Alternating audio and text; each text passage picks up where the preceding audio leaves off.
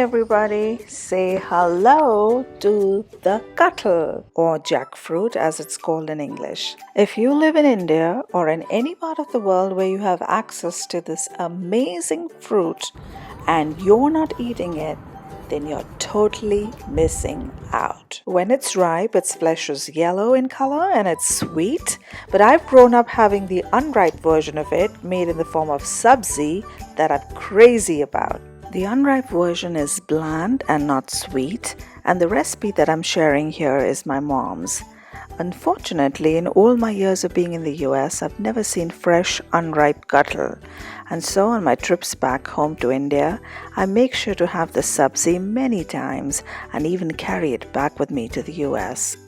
Now, I do want to mention that stores like Trader Joe's have started carrying tinned young jackfruit, and it's being marketed as a meat substitute. And huge props to TJ's for familiarizing the Western world to this delicious and nutritious treasure. But the young, fresh Kathal is on just another level, and the tinned kind does not even come close to it. So do use the fresh one for this recipe. Kathal is abundantly found in India and other South and Southeast Asian countries, but it is an underutilized crop, and efforts are being made to promote it as a nutritious food for people, especially in low-income countries who don't always get nutritious food. And now let's get started with the recipe. To make the recipe, let's first cut up the Kathal. And usually the Subziwalas clean and cut it up for you, but because I wanted to show you an uncut Kathal, I'm just going to go ahead and cut it up myself.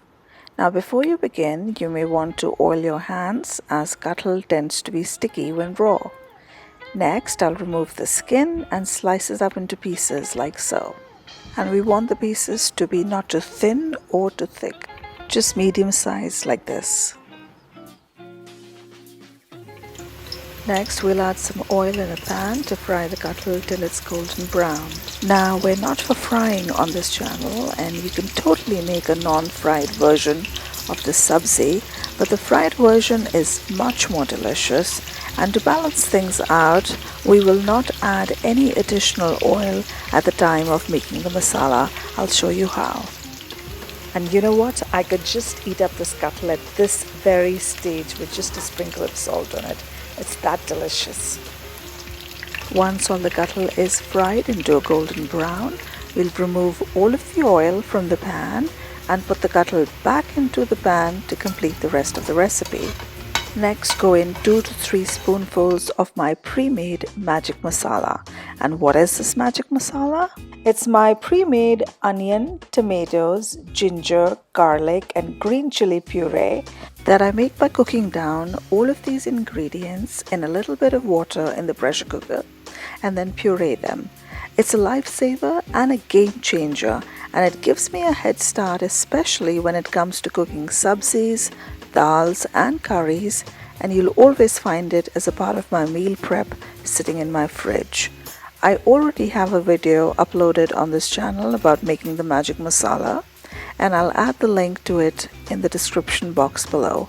If you're into Indian cooking, I think you'll find immense value in that video. Next, go in the spices, haldi, namak, lal mirchi and sukha dhania, and we'll cook the spices and the masala for 3 to 4 minutes till the oil come together and the magic masala dries up and clings to the Kathal.